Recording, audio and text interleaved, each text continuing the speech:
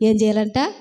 దేహము తగ్గించి ఆహారం మితము చేసి మాటలు మానేసి ప్రార్థన చెయ్యాలి, లేకపోతే విరోధి కలుపు చల్లును, జనం మరచిన విరోధి జయమందును. ఓకేనా? మాటలాడకూడదు దేవుని సన్నిధిలో. పనిష్మెంట్ ఇస్తాడు, మెల్లగా ఇస్తాడు, నీకు తెలియనే తెలియదు.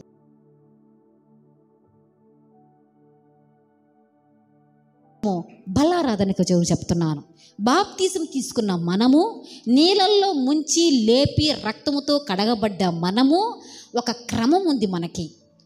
ఏమి క్రమం అంటే, ఈ లోకంలో యేసు ప్రభువు నమ్ముకుంది ఎందుకంటే ఈ లోకంలో బతకటానికి కాదు. ఈ లోకంలో ఎవరు బ్రతకరు. కన్ఫామా? అందరికీ తెలుసా? ఎవరిని బతుకుతారా? అందరూ చచ్చిపోతారు. నిజం అబద్ధం? బతకాలని వస్తున్నామంటే నీ మూర్ఖత్వం అది. ఏ రోజైనా పోతాం, కాలం తీరిపోతే పోతాం. అయితే ఆ లోపు సుఖంగా జీవించాలి, అదే కదా. ఆరోగ్యంగా ఉండాలి, దేవుడికి భయపడి జీవించాలి. ఈ లోకంలో వస్తున్న తెగుళ్ళు కావచ్చు, ఏమైనా కావచ్చు, మనల్ని ముట్టనీయకుండా జాగ్రత్తగా బ్రతికేదానికి మనము హల్లెలూయా చనిపోయిన తరువాత స్వర్గానికి చేరాలని ఇక్కడికి వస్తున్నాం. ఓకేనా? ఓకేనా? కాబట్టి ఈ వచ్చే పద్ధతులలో ఫస్ట్ పద్ధతి పరిశుద్ధత, పరలోకం చేరటానికి చెప్తున్నా. ఫస్ట్ విశ్రాంతిలోకి ప్రతి ఆదివారం రావాలి. ఏం చేయాలి? ఆదివారం అంటే దేవుని సన్నిధికి రావాలి. ఇది ఫస్ట్. పరలోక రాజ్యానికి వెళ్ళాలంటే ఫస్ట్ నువ్వు చేయవలసింది ఆదివారము ఆరాధనకి రావాలి. ఒక సబ్జెక్ట్ అయిందా? 2 ఏం చేయాలంటే ఉపవాస ప్రార్థనలు ఉంటాయి. శుక్రవారం ఉపవాస ప్రార్థనలకి రావాలి, ప్రయత్నించాలి. నీ ఆత్మీయ జీవితాన్ని కట్టుకోవటానికి ఉపవాస ప్రార్థన.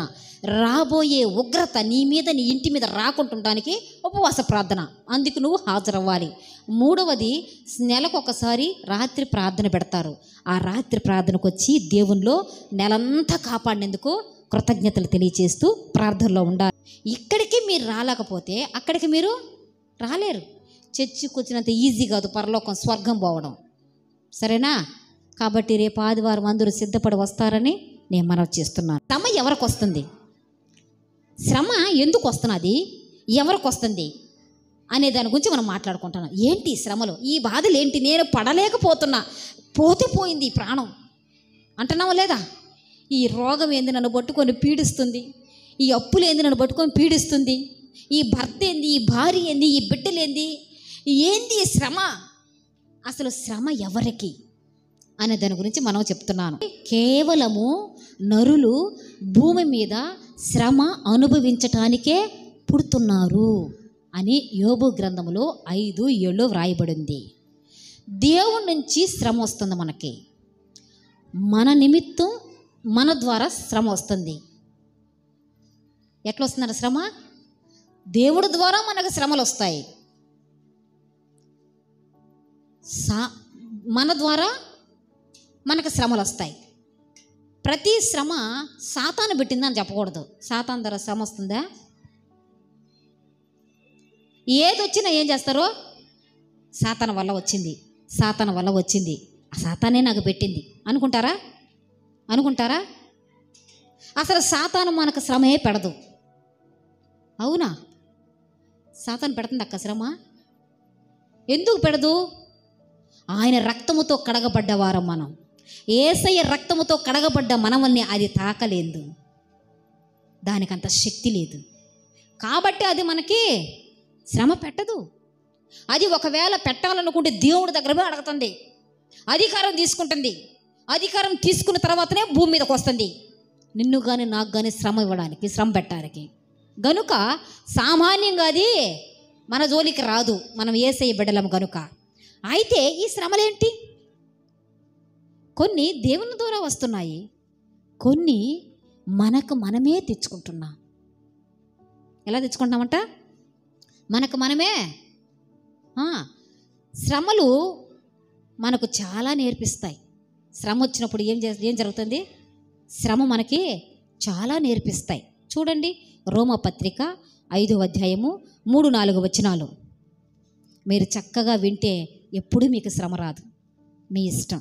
మీరు చక్కగా వింటే శ్రమను తప్పించుకోగలుగుతారు, జయించగలుగుతారు, పోరాడగలుగుతారు. చక్కగా వినండి. రోమపత్రిక 5వ అధ్యాయము 3-4 వచనాలు.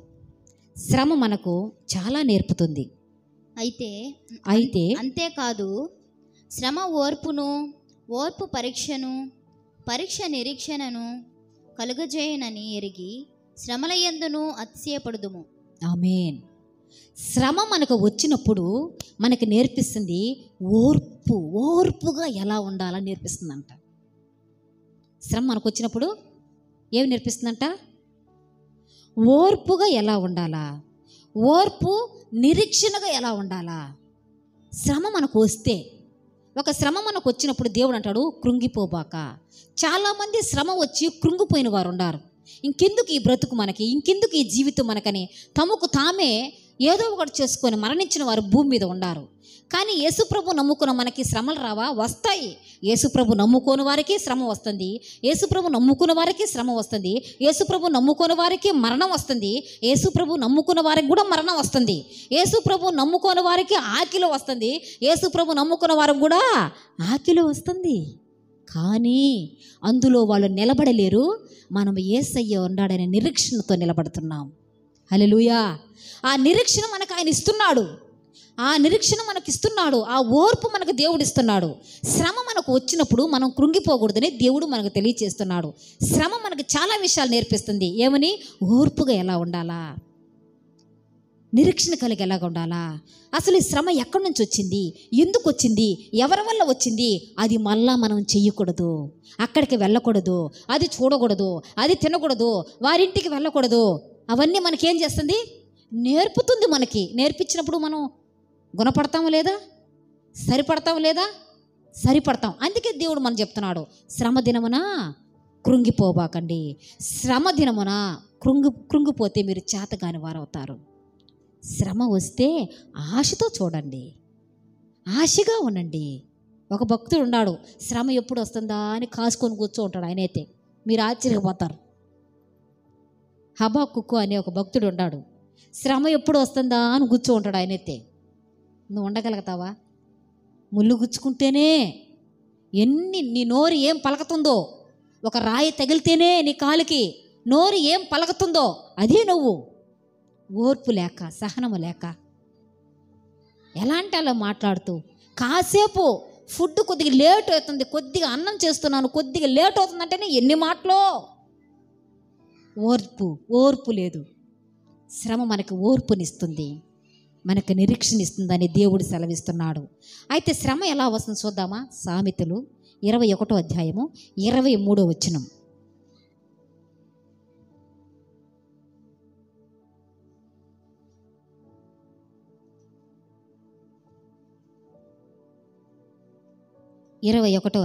సామెతలు 21వ అధ్యాయము 23వ వచనం.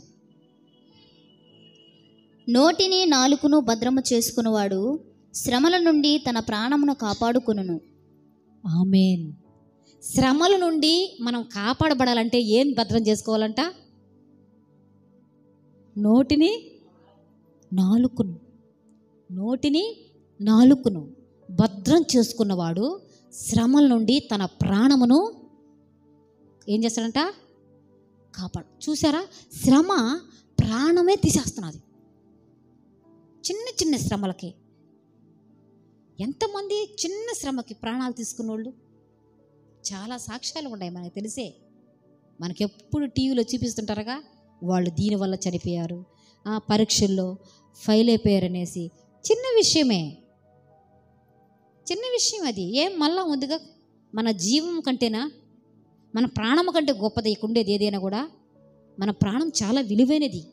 దేవుడే మన ప్రాణం కోసం తన ప్రాణాన్ని పెట్టాడు. ఆకాశము, భూమి, సూర్యుడు, చంద్రుడు, సముద్రములు, 1000 కొండలకు అవైటి కోసం దేవుడు ప్రాణం పెట్టలేదు. మనిషిగా ఉన్న మన కోసం ప్రాణం పెట్టాడు ఆయన. మన ప్రాణం ఎంత విలువైనది ఉంటే ఆయన ప్రాణం ఇచ్చాడు. ఒకసారి ఆలోచించండి. ప్రాణం చాలా విలువైనది. ప్రాణం విసిగిపోకూడదు. శ్రమ వచ్చినప్పుడు ఆశతో దాన్ని అనుభవించాలి, దాన్ని ఎలా తప్పించుకోవాలి, దాన్ని ఎలా జయించాలి అని జ్ఞానంతో క్రైస్తవులైన మనం ఏం చేయాలంట? ముందుకు వెళ్ళాలని దేవుడు తెలియచేస్తున్నాడు. హల్లెలూయా. అందుకే దేవుడు చెప్తాడు, శ్రమ మనకి ఒక తత్వాన్ని ఇస్తుంది. ఏంది? శ్రమ మనకి ఒక తత్వం ఇస్తుంది. ఎలాంటి మనసుని ఇస్తుందంటే, శ్రమల పాలై నేను దీనుడనైతిని. హల్లెలూయా. శ్రమల వల్ల నువ్వేమవుతావు? దీనత్వం వస్తుంది. ఈ లోకములో శ్రమలే కొంతమందికి జీతంగా ఇవ్వబడుతున్నాయి. ఇది వేరే వాళ్ళు. ఇప్పుడు దాకా శ్రమల గురించి దేవుడు చెప్పాడు, ఓర్పుగా సహనముగా ఉండండి, మీకు అన్ని విషయాలు నేర్పుతుందని. కానీ కొంతమంది భూమి మీద ఉన్నారంట, వాళ్ళకి శ్రమలే జీతం అంట. చాలా బాధాకరం కదా. ఎలాంటి వారికి ఇది దేవుడి దగ్గర నుంచి వచ్చే జీతం? ఇది దేవుడి దగ్గర నుంచి, దేవుడి యొద్ద నుంచి వచ్చే జీతం ఇది. చూద్దాము వాళ్ళు ఎలాంటి వాళ్ళ, ఎలాంటి వాళ్ళు ఈ లోకములో జీతం తీసుకుంటున్నారు శ్రమని. చూద్దామా? చూడండి, యెషయా 30వ అధ్యాయము 1వ వచనం. చక్కగా వినాలి మీరు. వీళ్ళందరూ చాలా గమనించారంటే వాళ్ళల్లో మనం ఉండామా లేదా? యెషయా 30వ అధ్యాయము 1వ వచనం. యెహోవా వాక్కు ఇదే, లోబడని పిల్లలకు శ్రమ, పాపమునకు పాపము కూర్చుకొనున్నట్లుగా వారు నన్ను అడుగక ఆలోచన చేయుదురు. మొట్టమొదటి వారు ఎవరంటే వీళ్ళు? లోబడని పిల్లలకు శ్రమ. ప్రియులారా, నువ్వు లోబడకపోతే, దేవుని సన్నిధిలో మౌనంగా ఉండు అంటే నువ్వు మౌనంగా ఉండకపోతే, దేవుని సన్నిధిలోకి నువ్వు ఏ టయానికి రమ్మంటే ఆ టయానికి రాకపోతే, దేవుని సన్నిధికి ఇన్ని సంవత్సరాలు వస్తుండి కనీసం ఆయన పాటలు పాడడానికి నీకు నేర్చుకోకపోతే, ఆరాధించడం నేర్చుకోకపోతే, పరిచర్య చేయడం నేర్చుకోకపోతే, సంఘ నియమానికి సంఘ కట్టుబాటుకి నువ్వు నిలబడకపోతే, దేవుని మాటకి నువ్వు లోబడకపోతే నీకు శ్రమ. ఎంత ఈజీగా వస్తుంది శ్రమ చూడండి. ఎందుకు ఇంట్లో ఇలా అడుగుతున్నారు? ఎందుకు బయట వెళ్తే ఇలా అడుగుతున్నారు?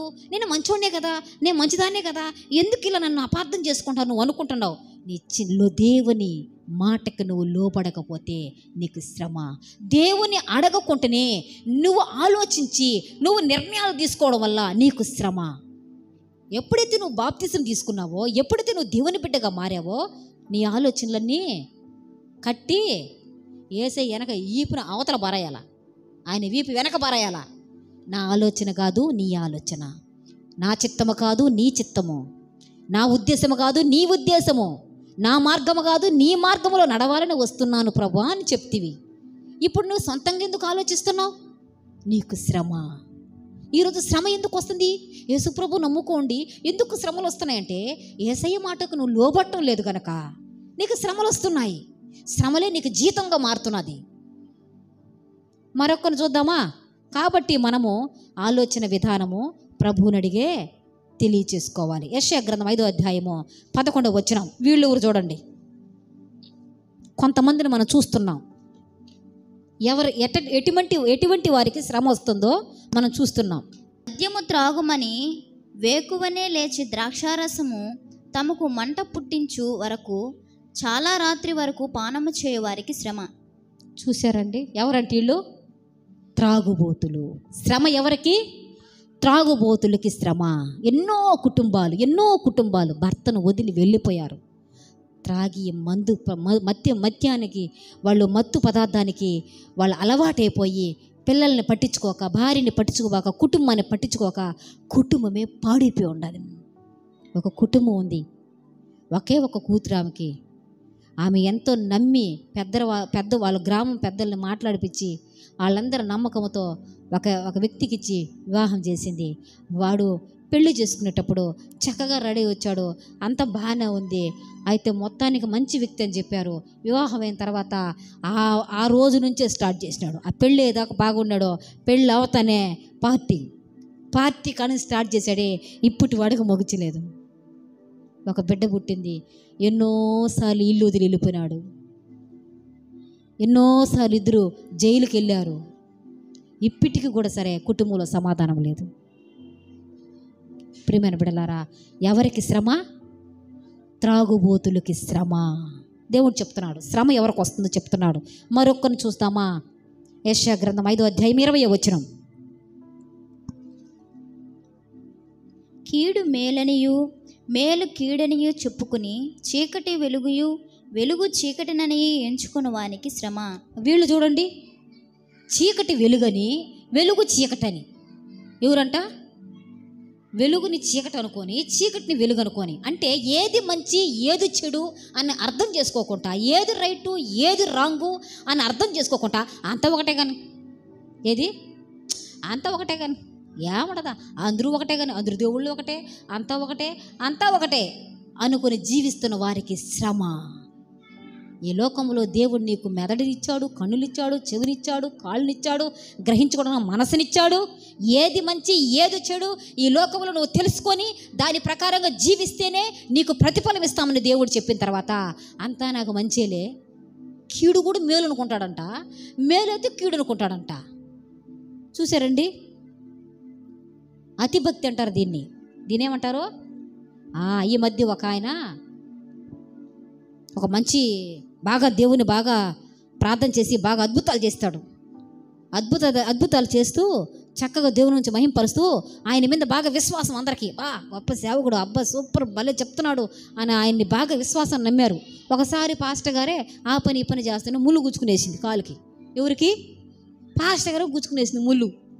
ఇప్పుడు ఏం చేయాలి? విశ్వాసాలు, అయ్యో పాస్టర్ గారికి ముళ్ళు గుచ్చుకునేసింది అయ్యో అని వచ్చి చూశారు. భయపడబాకండి, మనకు దేవుడు ఉన్నాడు. కాదు పాస్టర్, ముందు ముళ్ళు తీసేయండి పాస్టర్, నా మాట ఇంతలో ముళ్ళు వెళ్ళిపోయింది లోపలికి, నా మాటనడి తీసేయండి పాస్టర్, బాగా కనిపిస్తుంది పాస్టర్ అంటే, వద్దు, దేవుడు ఉన్నాడు మనకి, ఆయనే మనకి తీసివేస్తాడు. ఏం చేస్తాడంట? మనము చేయవలసిన పనులు మనం చెయ్యాలి, మనము చెయ్యలేని పనులు దేవుడు చేస్తాడు. మనం చేసే పనులు కూడా దేవుడు చేస్తాడు అనుకుంటే నీ భ్రమ, ఎన్నటికీ చేయడు, మేము ఇలాగే మగ్గిపోవాల్సిందే. కానీ ఈయన సేవకుడు కదా, వీళ్ళకి ఇంకా విశ్వాసం బాగా పురిగలుపుతామని దేవుడే మనకు చేస్తాడు. మీరు గమ్మునండి అన్నాడు. 1 రోజు గడిచింది, 2 రోజులు గడిచింది, 3 రోజు అయింది. వచ్చారు విశ్వాసులు, పాస్టర్ గారు ముళ్ళు ఎలా ఉంది చూడంటే, ముళ్ళు లేదు. అందరూ ఆశ్చర్యపోయినారు. ఏమైందని చూస్తే ఆండే ముళ్ళు ఒకరు లోపలికి వెళ్ళిపోయాడు. మొదలే ఆయనకు సుగరు. ఏమైంది తెలుసా? కాలు తీసేసినారు. అతిభక్తి శాస్త్రాలు చేయబాకండి, అతిభక్తిగా చేయబాకండి. మీరు చేయవలసిన పని మీరు చేయండి, మీరు చెయ్యలేని పని దేవుడు చేస్తాడు. అన్నీ ఆయన మీద వేసి అతిభక్తిగా కూర్చోకూడదు. వీళ్ళు అనుకుంటారంట మేలైనా కీడు అనుకుంటారంట, కీడుని మేలు అనుకుంటారు. చీకటైతే వెలుగు అనుకుంటారంట, వెలుగుని అలాంటి బ్రతకడానికి దేవుడు మనల్ని పిలవలేదు. దేవుడిని అడిగాను, దేవుడు ఇస్తాడులే, ఈకపోయినా పర్వాలేదు, ఇస్తాడులే, సర్దుకునే వద్దు, అడుగు తీసుకోమన్నాడు దేవుడు. నువ్వు అడిగిన వాటికంటే, ఊహించిన వాటికంటే అత్యధికముగా ఇస్తామని చెప్పాడు ఆయన. సర్దుకునేది కాదు మన దగ్గర. అటువంటి గొప్ప దేవుడు దగ్గరకు వచ్చి ఎందుకు నువ్వు ఇంకా సర్దుకుంటావు? అవి వద్దు నీకు. హల్లెలూయా. ఎప్పుడు కూడా రైట్ ఏంది రాంగ్ ఏంది తెలుసుకొని నువ్వు జీవించాలా, లేకపోతే నీకు శ్రమ. ఎందుకు ఈ రోజుల్లో మన కుటుంబాల శ్రమ? ఏది ఏం జరుగుతుంది, ఎవరేం చేస్తున్నారు, సరేలే కానీ, సరే ఏం కాదు కానీ అనేసి, మంచి ఏంది చెడు ఏంది, ఇంట్లో ఏం జరుగుతుంది ఎలా జరుగుతుంది నువ్వు చూసి దాన్ని సరి చేసుకోకుండా పోవడం వలనే శ్రమలు నీకు వస్తుందని దేవుడు చెప్తున్నాడు. మరొకటి చూస్తాం, యెషయా గ్రంథం 5వ అధ్యాయము 21. తమ దృష్టికి తాము జ్ఞానులనియు తమ ఎన్నికలలో తాము బుద్ధిమంతులనియు తలంచుకుని వారికి శ్రమ. వీళ్ళు చూసారండి, నాకెవరు చెప్పబడలే, ఏంది నాకెవరు చెప్పబడలే, అన్నీ నాకు తెలుసు. ఏం తెలుసంట? అన్నీ నాకు తెలుసు. ఈ లోకంలో నువ్వు పుట్టడం అన్నీ నేర్చుకొని వచ్చావు బయటికి, అన్నీ నేర్చుకుని వచ్చావు మనం బయటికి. వచ్చిన తర్వాత నేర్చుకుంటాము, అందరూ నేర్చుకునే వాళ్ళమే, నిత్య విద్యార్థులు మనం. హల్లెలూయా. వీళ్ళు అనుకుంటారంట నాకేం నాకు చెప్పబడలేదు, అన్నీ నాకు తెలుసు. ఏం తెలుసంట? అన్నీ నాకు తెలుసు అనేవారికి శ్రమ. వినాలి. ఏం చెప్పాడు దేవుడు? వినుటకు వేగిరపడము, మాట్లాడటకు నిదానించుము. వాక్యం దేవుడు సెలవిచ్చున్నాడు కదా. వినుట వల్ల విశ్వాసం వస్తుంది, అప్పుడు నువ్వు ముందుకెళ్తావు. వినకపోతే నువ్వు ఎలా చేరగలుగుతావు అక్కడికి? గనుక ప్రియమైన బిడ్డలారా చక్కగా వినాలా. దీని గురించి ఒకరు నాకు చెప్పారు, వినే స్వభావం లేదంట ఆమెకి వినే స్వభావం లేదు. సగం మాటలు నోట్లో ఉండంగానే చేస్తుంది పని. అల్టిమేట్ మనిషి ఆమె. ఒకరోజు ఆమెకు హాస్పిటల్ బాగాలేక హాస్పిటల్ తీసుకెళ్ళి పడబెట్టారు. ఎక్కడో కదండి, సిమ్సిలో, తిరుపతిలోనే. ఇది జరిగిన విషయమే, నేనేమో కథలు చెప్పను, జరిగినటివే నాకు తెలియజేసినటివే చెప్తాను. ఆడెత్తి తీసి పడబెడితే ఆమెకి అధికంగా జ్వరంగా ఉంది. ఆమెకు ట్రీట్మెంట్ ఇవ్వడానికి డాక్టర్లు వచ్చారు, నర్సుని పంపించారు. ఆమె నర్సు థర్మామీటర్ ఎదిలిచ్చి నోట్లో పెడుతూ, అమ్మా దీన్ని కొరకూడదమ్మా, నాలుగు కింద పెట్టుకొని ఉండాలా అని చెప్పడానికి ఆ సిస్టర్ వచ్చి అమ్మా నాలుగు పైకి ఎత్తింది, నోట్లో పెట్టి అమ్మా దీన్ని కొరక అనిందంట. ఆమె ఎప్పుడు కొరక అనిందో ఆమె గజగజగా నవ్వులేసిందంట దాన్ని. అంటే వీళ్ళు ఎలాంటి వాళ్ళు అంటే అన్నీ నాకు తెలుసు, చెప్పక తాలికే నువ్వేంది నాకు చెప్పేదా, నాకు అన్నీ తెలుసు. వినాలండి, చిన్నవారి మాట వినాలి, పెద్దవారి మాట వినాలి, మంచేదో చెడేదో తీసుకోవాలి. నీ ఇష్టంగా నువ్వు అన్నీ నాకు తెలుసు అంటే నీకు శ్రమ అంటున్నాడు. కాబట్టి మనం జాగ్రత్త పడాలి. వారు లంచము పుచ్చుకొని దుష్టుడు నీతిమంతుడని తీర్చుదురు, నీతిమంతులు నీతిని దుర్నీతిగా కనబడ చేయుదురు. ఆమేన్. చూసారండి, వీళ్ళు ఎవరంట? లంచం తీసుకునేవాళ్ళు. ఏ చిన్న విషయానికైనా లంచం, మంచిది చెడుని చెప్పడానికి, చెడు మంచి అని చెప్పడానికి లంచం తీసుకునే వాళ్ళకి శ్రమ. మనం లంచం తీసుకోవచ్చా? లంచం తీసుకోకూడదు. దేవుని బిడ్డలైన మనము అవి మనం చెయ్యకూడదు. ఒకవేళ నువ్వు చేస్తే ఏమవుతుంది? శ్రమ. మరొకను చూస్తాం, హబక్కుకు 2వ అధ్యాయము 6వ వచనం.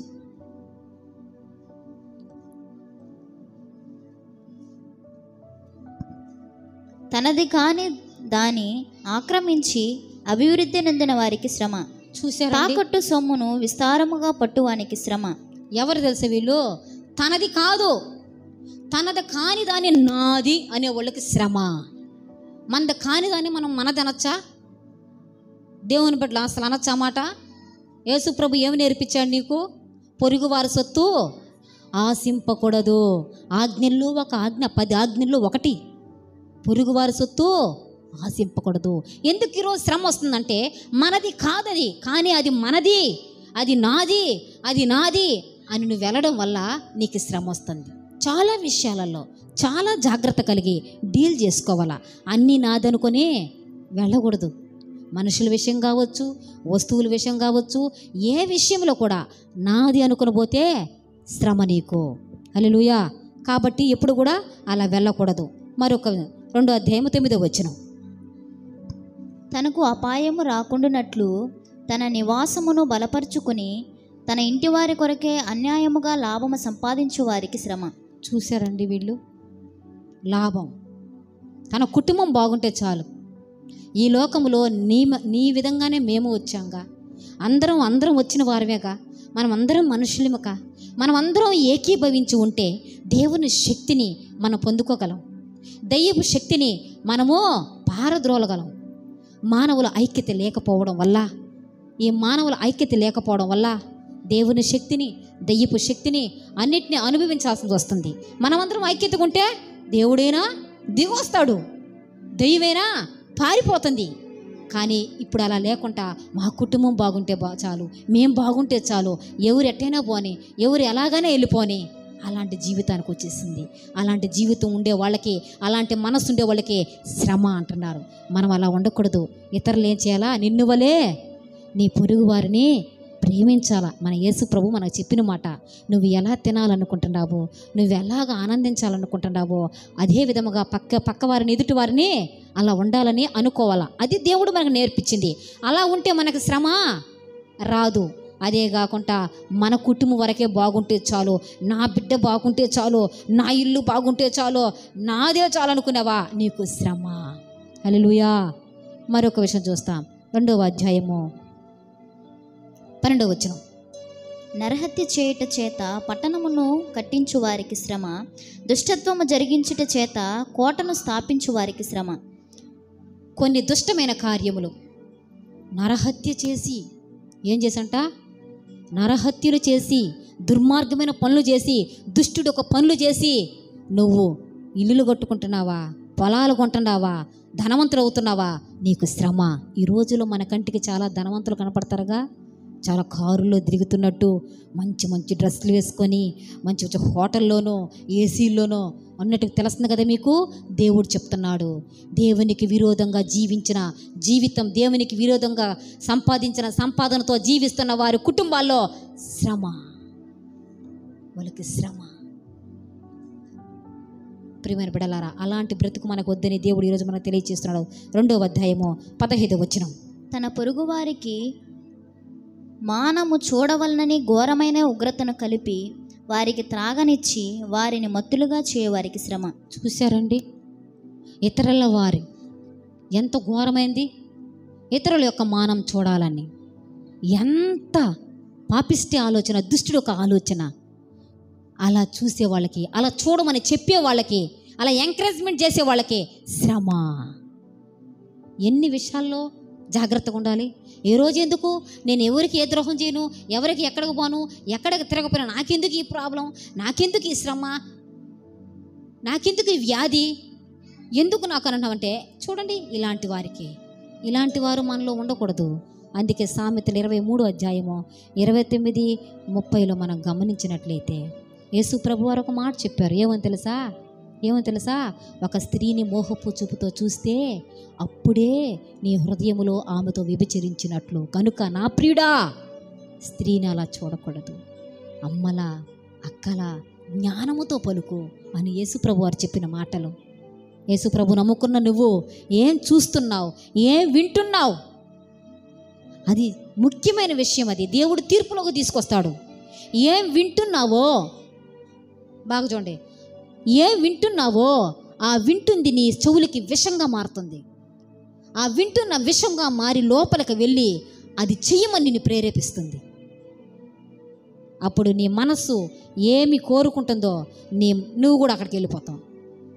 మనసు వెళ్ళిన చోటకే మనిషి కూడా వెళ్ళిపోతాడు. అందువల్ల దేవుడు అంటున్నాడు, ఆ పనులు మనము చేయకూడదు. గనుక పొరుగు వారిని ఎలా చేయాలా? అక్కని, చెల్లెనియు, తల్లెనియు జ్ఞానముతో పలుకుతూ నిన్ను నువ్వు కాపాడుకుంటూ నీ పరిశుద్ధత నువ్వు కాపాడుకోవాలా. సామెతలు 23వ అధ్యాయము 29, 30. ఎవరికి శ్రమ, ఎవరికి దుఃఖము, ఎవరికి జగడములు, ఎవరికి చింత, ఎవరికి హేతువు లేని గాయములు, ఎవరికి మందదృష్టి. ద్రాక్షారసముతో ప్రొద్దుపుచ్చుకున్న వారికే కదా, కలిపిన ద్రాక్షారసము రుచి చూడ చేయువారికే కదా. ఆమేన్, హల్లెలూయా. ఆయన ఒక మాట చూసారండి, ఎవరికంట? ప్రొద్దు పుడిచేదాకా తాగుతుంటాడే వాడికి శ్రమ. ప్రియమైన బిడ్డలారా, మీరెవరు అలా లేరని నేను నమ్ముతున్నాను. మీరందరూ బాగున్నారని నమ్ముతున్నాను. ఇంట్లో ఒక వేషము, ఈదులో ఒక వేషం వేయటం లేదని నమ్ముతున్నాను. అంతా బాగానే ఉండారు, పరిశుద్ధంగా ఉంటున్నారు, మీ ఆత్మీయ జీవితాన్ని కాపాడుకుంటున్నారని నేను నమ్ముతున్నాను. కాబట్టి శ్రమలు ఎవరికి వస్తున్నాయి? దేవునికి వ్యతిరేకంగా, దేవునికి దూరంగా విశ్వాసఘాతుకులకు శ్రమలు వస్తున్నాయి. ఈరోజు నువ్వు వచ్చి 2వ రోజు శ్రమ నాకు వస్తుందని నువ్వు చెప్పకూడదు. ఏ పొరపాటు ఎక్కడ జరిగిందో నువ్వు గమనించుకోవాల్సిందిగా దేవుడు మనం చేస్తున్నాడు. యేసు ప్రభు ఒక మాట చెప్పాడు ప్రకటన గ్రంథములో 2వ అధ్యాయం 10వ వచనం. 10 దినములు మీకు శ్రమ, తర్వాత మీకు అంతం వరకు మీరు సహిస్తే జీవ కిరీటాన్ని ఇస్తామన్నాడు. ఎన్ని దినాలంట? 10 దినాలు మీకు శ్రమ, మీరు మరణం వరకు నిలిచి ఉంటే, నమ్మకంగా ఉంటే. ఎన్ని దినాలంట శ్రమమ్మా? 10 దినాలు శ్రమ, మరణం వరకు నమ్మకముగా ఉంటే జీవ కిరీటాన్ని ఇస్తామన్నాడు. ఎవరిచ్చింది మాట? దేవుడు మాట ఇచ్చి ఉన్నాడు. ఎవరిచ్చున్నారు? దేవుడు మాట ఇచ్చున్నాడు. గనక శ్రమ మనకు వచ్చినా దేవుడు మనతో కూడా ఉంటే ఎంత హాయిగా ఉంటుంది తెలుసా? నేను ఒక వచనం చూపించి ఆమెను చెప్తా. శ్రమ మనకు వచ్చినా, శ్రమ దేవుని నుంచి వచ్చినా, బాగా ఆలోచించండి. యోబుకి శ్రమ వచ్చిందిగా, ఆ సాతాను వెళ్ళి యోబుకి ఇలా పెట్టాలని చేసి మాట్లాడితే దేవుడు నా బిడ్డ మంచోడని ఇచ్చాడు కాబట్టి అలా జరిగింది కదా, మనందరూ తెలుసు కదా. ఆలోచించండి, దేవుడు మనతో ఉంటే శ్రమ మనకు వస్తే ఆ శ్రమలో మనం ఎలా ఉంటావో నేను ఒక వచనం చూపించి ముగిస్తాం. యెషయా గ్రంథము 38వ అధ్యాయము 15, 16, 17 వచనాలు చూస్తాం.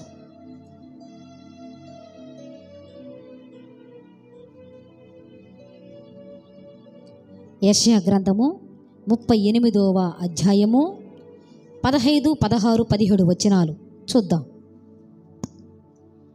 నేనేమందును, ఆయన నాకు మాట ఇచ్చును, ఆయనే నెరవేర్చును. ఏందండి? నేను ఏమందును, ఆయనే నాకు మాట ఇచ్చును, నెరవేర్చును. ఎవరు మాట ఇచ్చింది మనకి? ఏమని మాట ఇచ్చాడు? 10 దినములు మీకు శ్రమ, అంతం వరకు మీరు నమ్మకముగా ఉండండి, మీకు జీవ కిరీటాన్ని ఇస్తామన్నాడు. ఎవరు మాట ఇచ్చింది? మిక్కటమైన ఆయాసము నాకు నెమ్మది కలుగుట మిక్కటమైన ఆయాసము నాకు నెమ్మది కలుగు చేయు కారణమాయను. మిక్కటమైన ఆయాసం ఎలా వస్తుందమ్మా? మిక్కటమైన ఆయాసం అంటే వాళ్ళకి ఎలా ఉంటుంది చూసారా? ఈ లోకములో ఆయాసం, జీవిత ప్రయాణములో ఆయాసం ఉండెను, శారీరకమైన రోగములో ఆయాసం ఉండెను. మిక్కటమైన ఆయాసం నీకుండినను ఏం జరుగుతుందంట? నెమ్మది కలుగుటకు కారణమాయను. నెమ్మది కలుగుటకు కారణమాయన. ఈ రోజుల్లో ఎంతమంది అండి ఆయాసంతో, అనారోగ్యాలతో అల్లాడుతూ, షుగర్లతో, బీపీలతో, ఊపిరాడక బాధలు పడుతూ హాస్పిటల్ తిరుగుతూ, ఈ బ్రతికెందుకు, మరణం ఎప్పుడు వస్తుందా అని కాసుకొని కూర్చున్న వాళ్ళు ఎంతమంది నాకు తెలుసా? అయితే దేవుడు నీతో కూడా ఉంటే అందులో నీకు ఎలా ఉంటుందంట? నెమ్మది ఉంటుంది. ఆయన ప్రేమ చేత నాశనము నుండి, గోతిలో నుండి విడిపించే దేవుడు మన దేవుడు. నేను మాట ఇచ్చున్నానంటున్నాడు దేవుడు.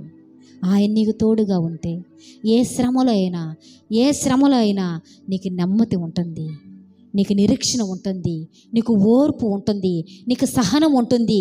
ఏది మంచి ఏది చెడు నీకు అర్థమవుతుంది. నువ్వు దేవునితో కూడా నడుస్తావు. ఎందుకు తెలుసా? శ్రమల కంటే మన దేవుడు గొప్పవాడు. ఎవరు? శ్రమలు నీకు పెద్దవి కనపడుతున్నాయా? శ్రమల కంటే గొప్పవాడు నీ దేవుడు.